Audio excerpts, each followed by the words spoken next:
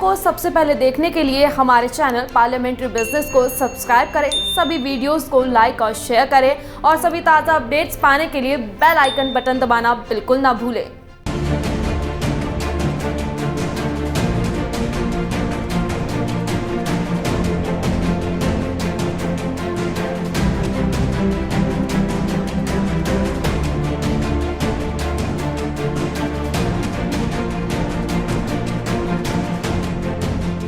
सत्रहवीं शताब्दी का यह किला रानी लक्ष्मीबाई के जीवन काल और 1857 की आजादी की पहली लड़ाई की कहानी को दर्शाता है और यह किला रानी लक्ष्मीबाई के नेतृत्व में लड़ी गई लड़ाई का भी गवाह है।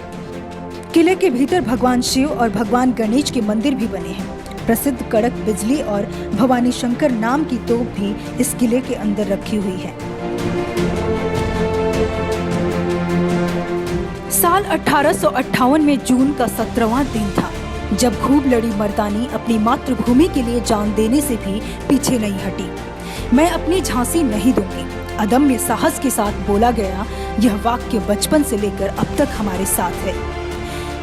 आजादी के 74वें वर्षगांठ पर आज जानते हैं रानी लक्ष्मीबाई के जीवन के बारे में। क्या था बनारस से लक्ष्मीबाई का रिश्ता?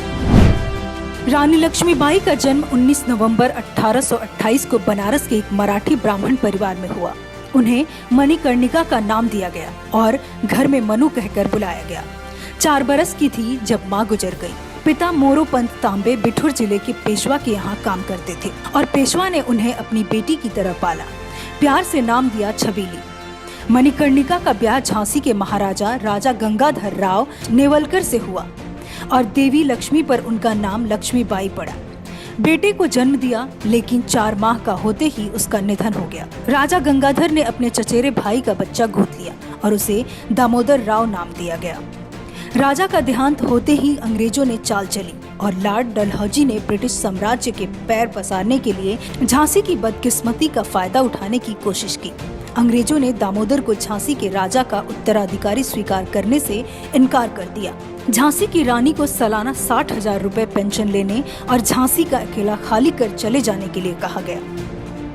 रानी से मर्दानी तक की कहानी। झांसी को बचाने के लिए रानी लक्ष्मीबाई ने बागियों की फौज तैयार करने का फैसला किया। उन्हें गुलाम गौस खान, दोस्त खान, खुदा बख्श, सुंदर मुंदर, काशीबाई, लाला भाऊ बख्शी, मोती भाई, दीवान रघुनाथ सिंह और दीवान जवाहर सिंह से मदद मिली। 1857 की बगावत ने अंग्रेजों का फोकस बदला और झांसी में रानी ने 14,000 बागियों की सेना तैयार की। जब झांसी बना मैदान जंग, रानी लक्ष्मीबाई अंग्रेजों से भिड़ना नहीं चाहती थी, लेकिन सर ह्यूज रोज की अगुवाई में जब अंग्रेज सैनिकों ने हमला बोला तो कोई और विकल्प नहीं बचा। रानी को अपने बेटे के साथ रात के अंधेरे में भागना पड़ा। ग्वालियर के फूलबाग इलाके में मौजूद उनकी समाधि आज भी मर्दानी की कहानी बयां कर रही है। हम सभी ने लक्ष्मीबाई की कहानी सुनी है, लेकिन सुभद्रा कुमारी चौहान ने अपनी कलम के जरिए उनकी जो बहादुरी हमारे सामने रखी, उसकी मिसाल दूसरी कोई नहीं।